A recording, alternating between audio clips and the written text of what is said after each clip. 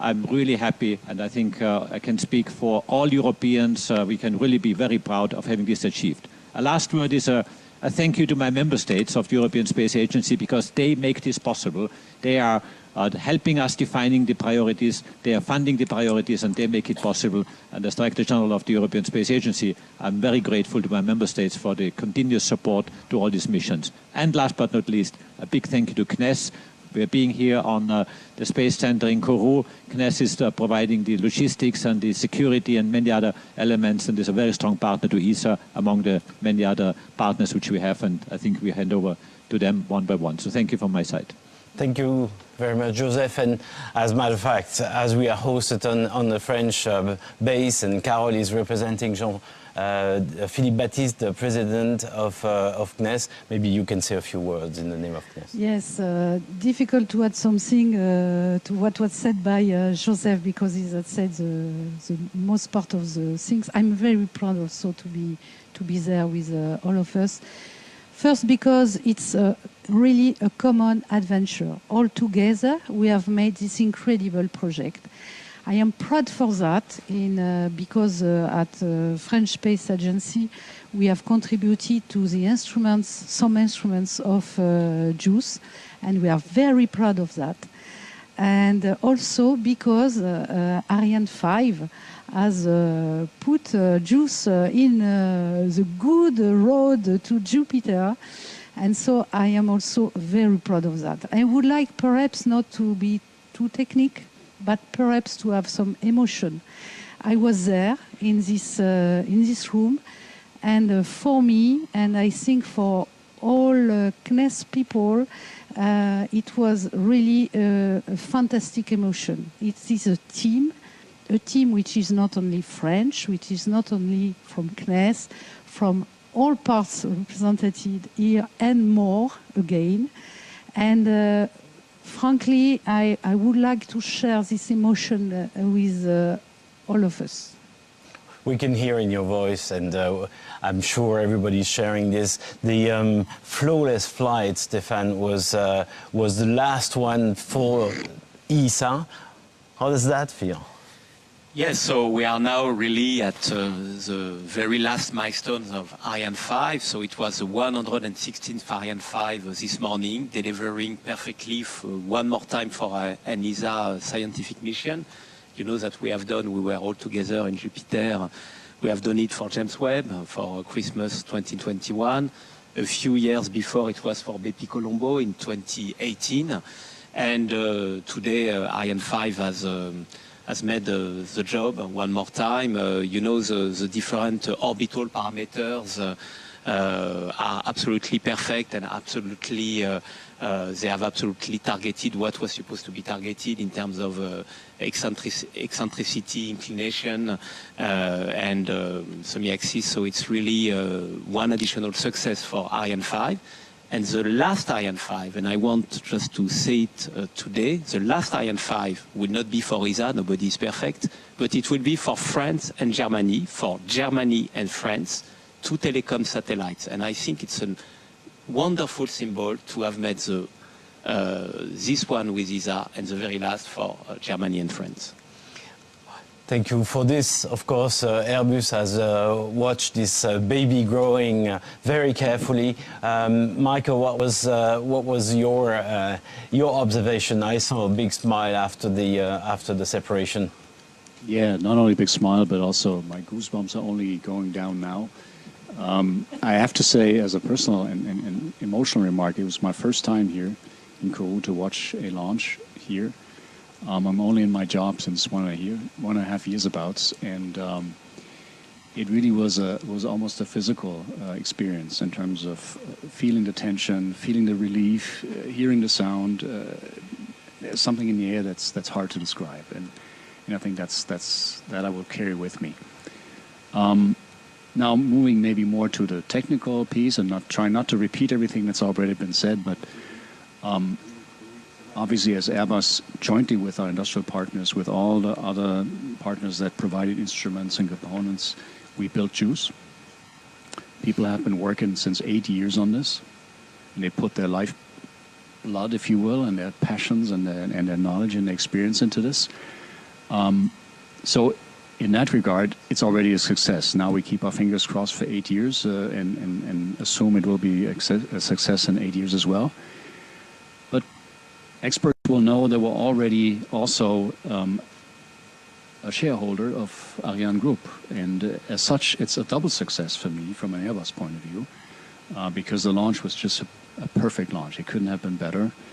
With some of the tension roller coasters that we had and a bit of color blindness that was exposed, but I think it was really a very successful day. And I want to thank our teams at Airbus.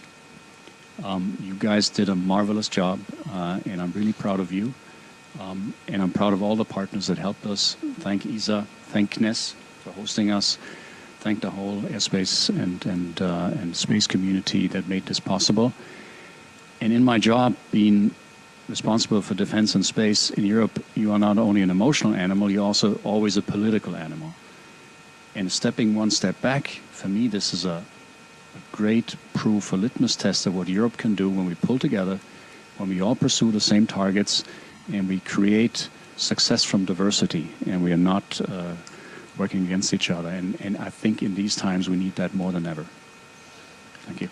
Beautiful introduction to this concept of Space Team Europe. It's we can feel the link. Now, just to close the loop with you, Carol, you just took office very recently as a new director of science at the European Space Agency. So, what is this first experience for you?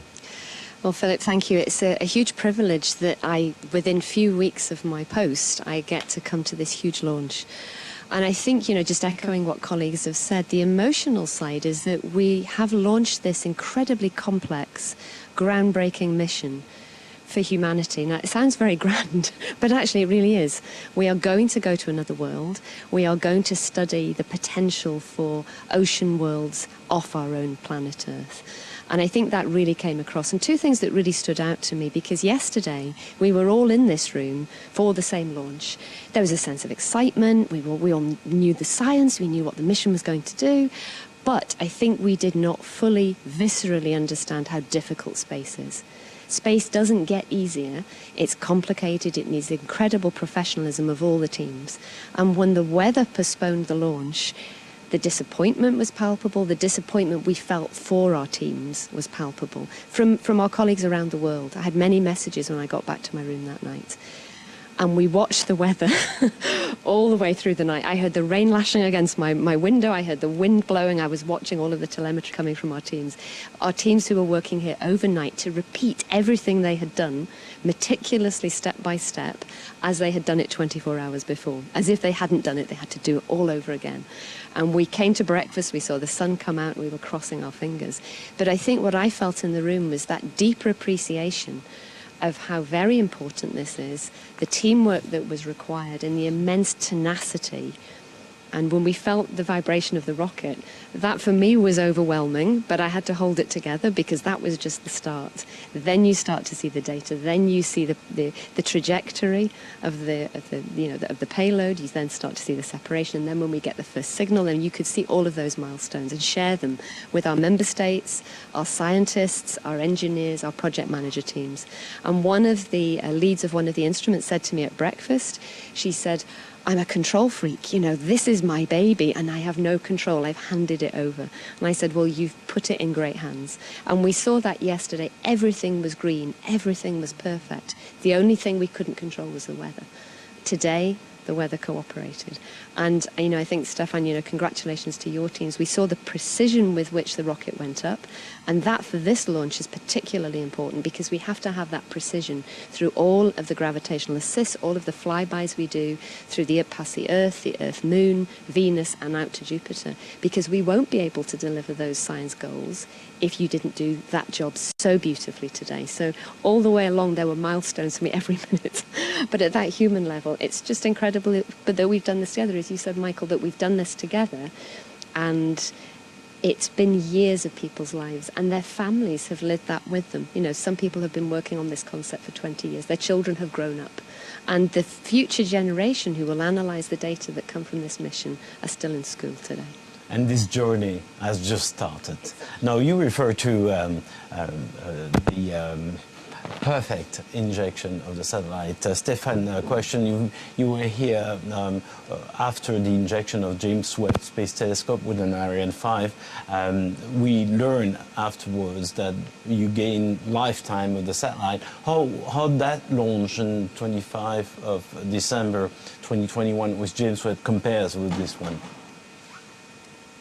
As you said, I mean, this orbit is what we call an escape orbit, liberation orbit, and for this orbit, so you need to have the right orbital parameter, hyperbolic orbit, but also to juice the right speed. And you know, this speed when the mission is about is close to the separation is approximately 10 kilometers per second.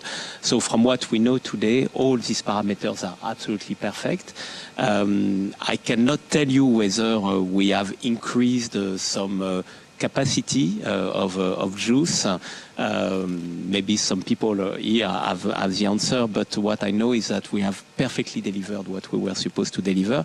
And it's true that it's really one of the key success factors of Ariane 5, this level of precision. And it is in the world the most precise rocket. And I could even say by far, this rocket is at a level of precision which is part of its legend. And now Ariane 6 will do the same job. So we're going to talk about Ariane 6 a little later, but I'd like to ask if any of the journalists in the room here has a question, and if anyone could bring a microphone to. Yes, please introduce yourself. Yes, hello. My name is Bogumil Radomski. I'm from the Polish television TVP Science. First of all, congratulations on a successful launch of our fascinating mission that's going to bring us many interesting answers about our solar system. The thing I wanted to ask is, well, obviously the target of JUICE is Jupiter and its moons, but it's going to pass by some pretty interesting places within our solar system on its way to Jupiter. So when can we expect some first data from the probe, and what exactly can they tell us about? Thank you very much. Carol, maybe. So I think probably one of the big milestones, apart from obviously the orbital dynamics, that's already interesting in its own case, because the swing by between the Earth and the Moon is a first for us. So we will have some interesting data there. I think for me the first flyby that really stands out is past Venus. And you may have heard in some of the briefings that the incredible temperature tolerances of the spacecraft. So when it goes past Venus, it will be something like 230 degrees Celsius. We have a mission that we're preparing that will be dedicated to Venus called Envision. And we also have a mission that's up there already called Bepi Colombo that has done a flyby. So we're already learning more about Venus than we ever expected to, given that we don't yet have a dedicated mission to Venus. So I think around about 2025, that will be a milestone for us. And then as we start to reach Jupiter, obviously we will orbit Jupiter first, then we will start to do the moons. We might get a hint of Io, and then Callisto, Ganymede and Europa are our main targets, and obviously Europa will be left for NASA to do because it's quite a different environment. So, but we'll do those three main moons. Thank you. Looking forward. It's a world of patience, but also of passion. Anyone else? Yes, please. Introduce yourself. Hi, I'm Laura Tobin from Good Morning Britain in the UK, and can I just also say congratulations, and for us watching it was incredibly emotional. I cried like a baby, I will say. And you talk about all of the first, and it's so exciting, but thinking a long way into the future, how long could it be that we could potentially bring samples back from Jupiter, which could potentially even prove that there is life outside Earth? Joseph. Samples. No, thank you. What you're addressing is actually a very crazy idea.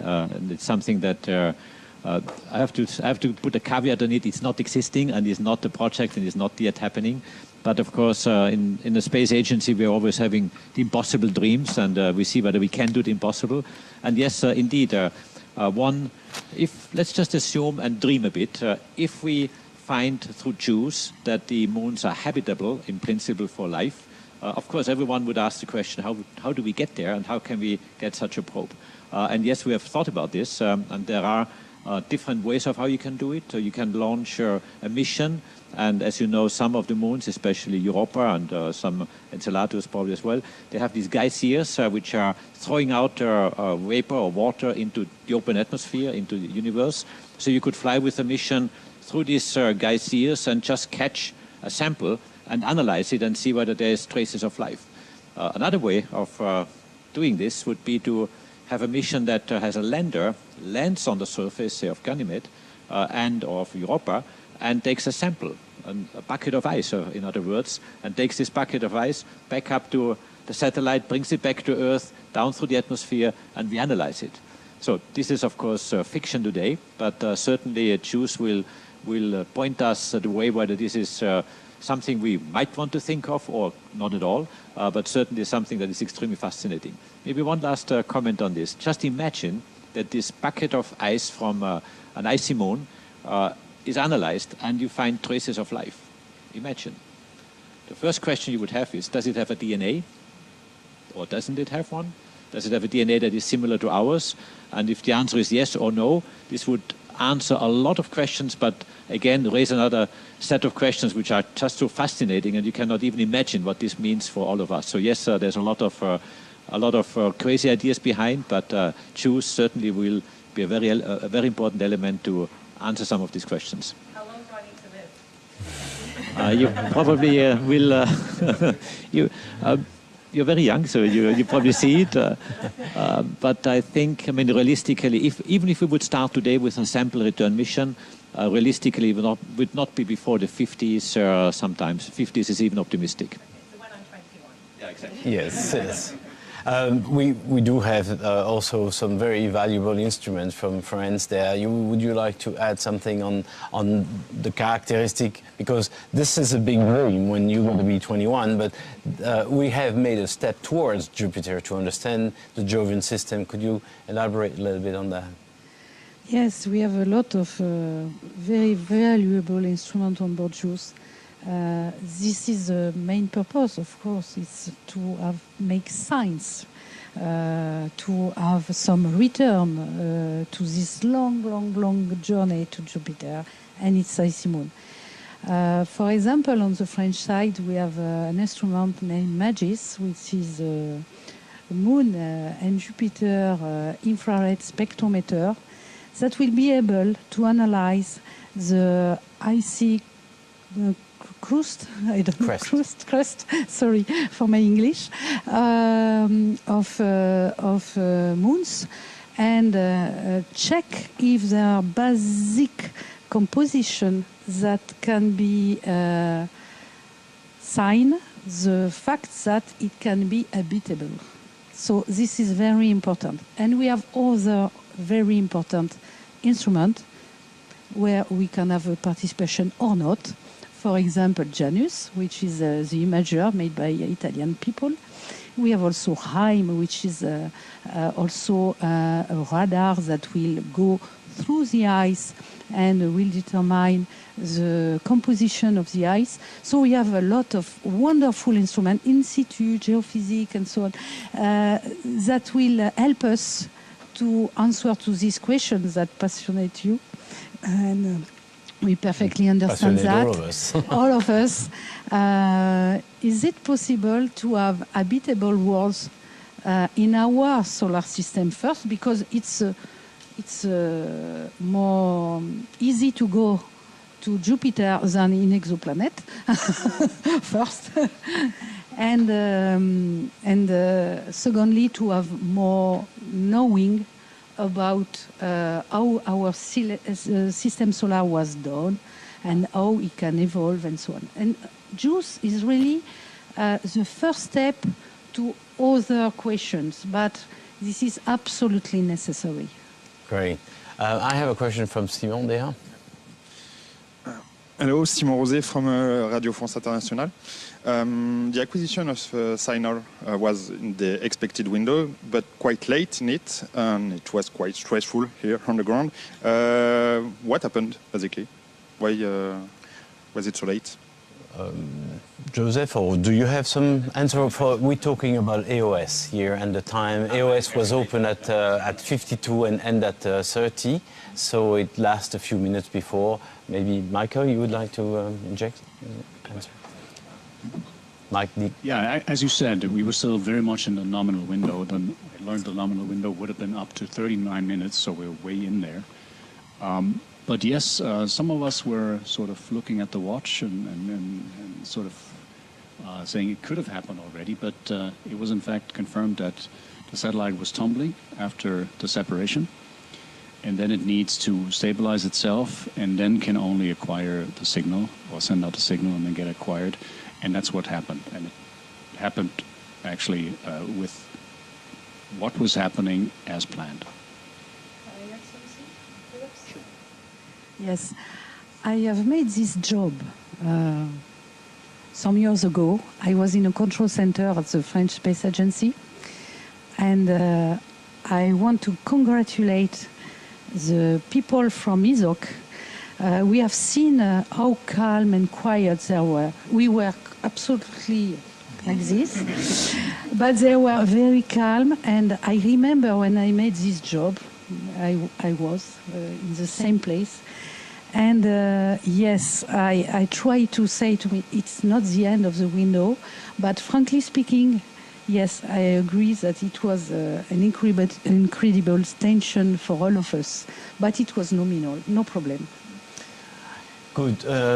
If there's no more question, any other question in the room? If not, maybe I see somebody very quiet there, Jean-Marc. So now the equipment is there, ready to go. What's next? What's coming up? I'm starting to cool down, so I'm in better shape now. Just to answer your question, yes, the acquisition was in the window, but a bit later than expected. But the solar array deployment came earlier than expected because the sun acquisition was so precise that we could open the solar arrays ahead of schedule, which is a sign of a perfect mission. And of course, for us listening to this and sitting in that room waiting for this information, it's very stressful. But again, as you said, seeing the people in the control room very calm, and I was calling my team 70 times in the room saying, what's going on? So just wait, we are doing our job. Let us finish our job. I think it's a proof of professionalism at the highest level, and I think we can be proud for Europe to be able to do those kind of things. It's a premiere. So what's next? What are the next phase with the instruments and the and Jules? Now we're traveling. We're traveling. So the spacecraft is under condition to travel. We'll do what we said on the Moon, Earth, and then Venus, and then to Jupiter. And for us, it's ESOC is in charge and will follow. They will call us at Airbus if there is a question, but I don't expect any question from them. The thing is en route, and it's perfectly set. Lovely. Joseph, what's next for us in the launcher industry? You have now the last time you see with an ESA logo, the Ariane 5, which has been a very robust launcher over the past decades. Not a nice one. Can you say us, how this launch today is building trust for the next phase? Yeah, what we see here is really the fantastic launcher, Ariane 5. We have heard it so many times also by Stéphane, how precise this launcher is, and this is really a quality of Ariane 5. Space Webb Space Telescope gained a factor of 2.7 in terms of lifetime, so from 10 years expected lifetime to 27 years of lifetime, which is incredible, thanks to the rocket and thanks to the precision, and really big compliments to all the rocket people. That means Ariane Group, Arianespace, Airbus, Safran, and CNES, and all the people who have been making this possible. So really, I feel a bit sad, to be honest, that this wonderful rocket is going out of service. There's one more launch, as we have just heard. But then, of course, we prepare for its successor, Ariane 6, which is on the right-hand side here. It will be an equally good launcher. We are working very hard and doing everything to get it on the launch pad as quick as we can.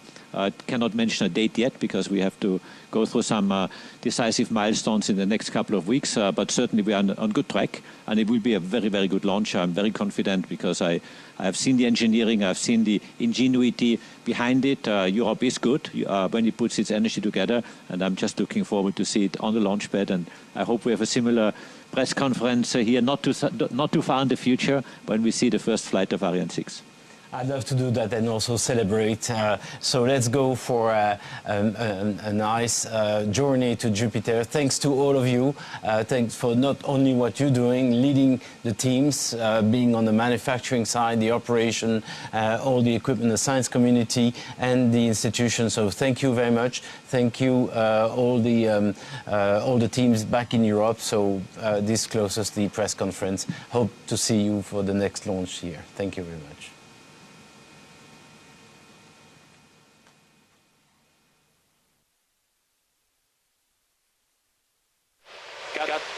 3, 2, 1, top.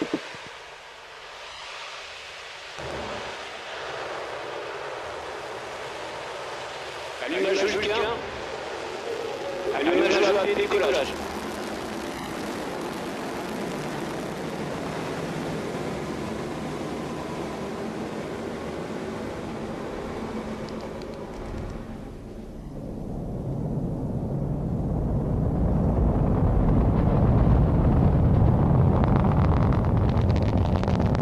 La propulsion est nominale.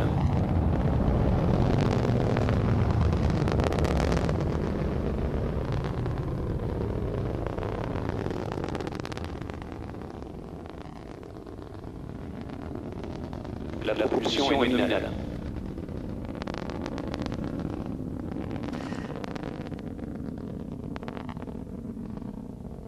Six, 5, 4, 3, 2, 1, top.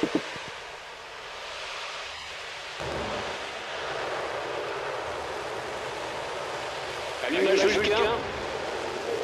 Allumage de la décollage.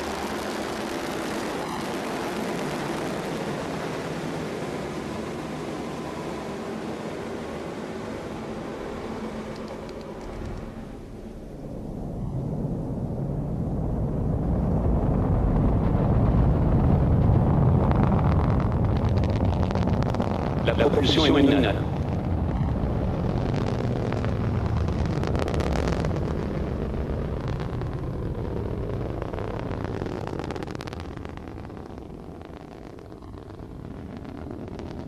La propulsion est nominale.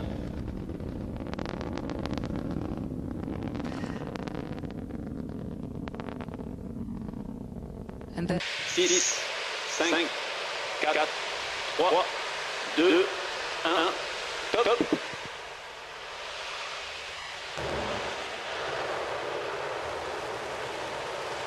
Allumage de Julien. Allumage de la décollage.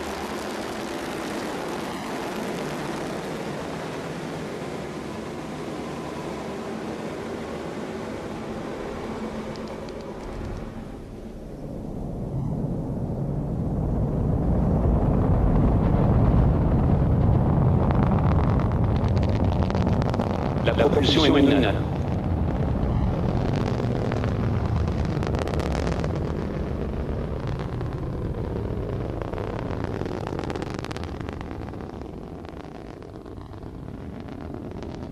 La propulsion est nominale.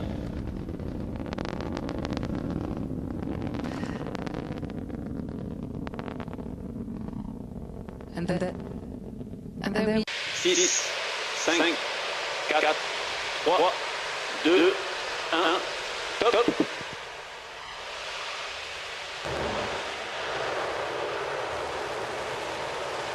Allumage de Julien. Allumage de la décollage.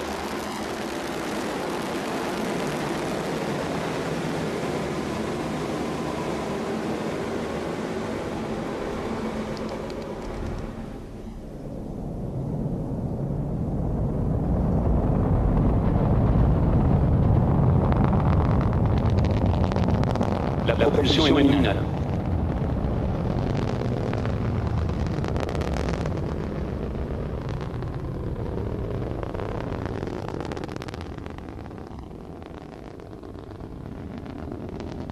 La propulsion est nominale.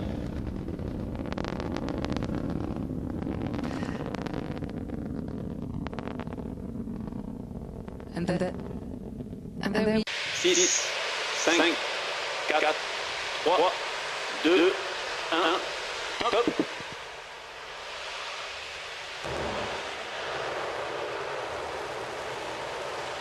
Allumage de Julien. Allumage de la décollage.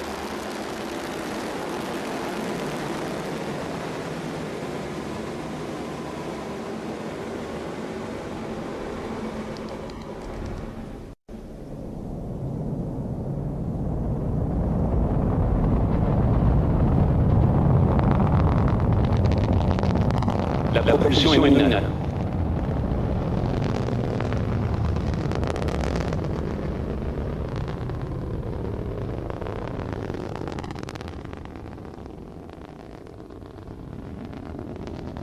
La propulsion est nominale.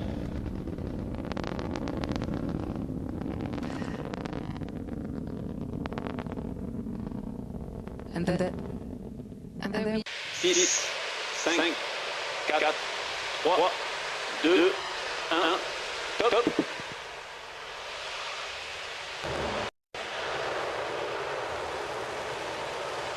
Allumage Vulcain. Allumage